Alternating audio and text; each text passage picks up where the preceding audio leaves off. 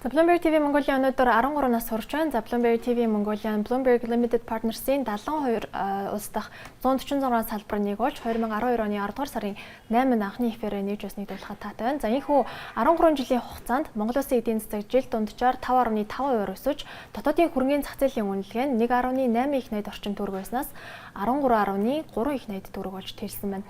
За өгдөл суурилсан дүн шинжилгээ бүхий сэтгүүл зүг Монгол нэвтрүүлсэн анхдагчийн байр сууриа бид цааш дулам баттган ажиллахаар зорж байна. За мөн хэмэл оюун технологийн дэвшлийг даган эрчимтэй хувьсан өөрчлөгдөж байгаа өнөөгийн шилжилтийн эдийн засагт Монгол улсад татвартай хөгжлийн зорилтыг хэрэгжүүлэхэд хувь нэмрээ оруулж, хэвлэл мэдээллийн оролцоо санаачлагыг манлайлан сайн жишг дотох үндсэн зорилттой баримталж ажиллах болно. Мэдээж санхүүгийн салбар, за бизнесийн салбар бол салбарт хамгийн чухал зүйл нь бол мэдээлэл байдаг.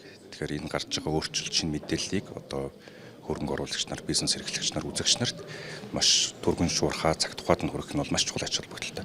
Төв банкны хувьд ч гэсэн олон нийтийн санхүүгийн боловсролыг дээшлүүлэх чиглэлээр олон жил арга хэмжээ авч явж байгаа.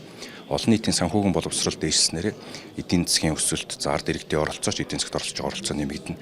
Тэгэхээр Bloomberg телевизийн хувьд бол энэ чиглэлээр Монгол улсад анхдагч эдийн засгийн оролцогч нар, баялаг бүтээгчид, за гадаад дотоодын хөрөнгө оруулагчид бүгд одоо Bloomberg телевизээс энэ платформоос одоо шаардлагатай мэдээллүүдээ хамгийн гол нь төргийн шуурхай аль нэг талыг барьсан биш, одоо бүх талуудын мэдээллүүдийг ижилтгэж явуулдгаараа ийм онцлог олон улсын тэр зарчмаач их сайн барьж байгаа шиг байна.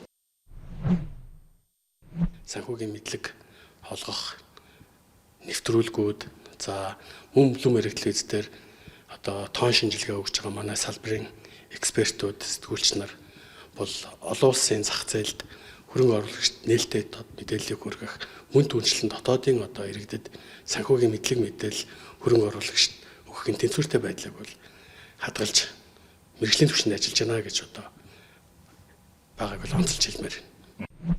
Хөрөнгөний зах зээлийн талаарх мэдээллийг одоо манай ард иргэд маань бас тодорхой сайн мэддэггүй, мэдээлэл хаанаас олж авахаа мэдэхгүй. За энэ талаарх илүү наривчилж одоо судлалын сүүлийн үеийн мэдээлэл авъя гэхлээр төрөлдсөн мэдээллийн хэрэгсэл байдгүй байсан. Тэгэхээр яг энэ үйл ажиллагааг маш доктортой, чанартай сайн болж байгаа телевиз байгуулагдсанд манай зүг бас маш их баяртай.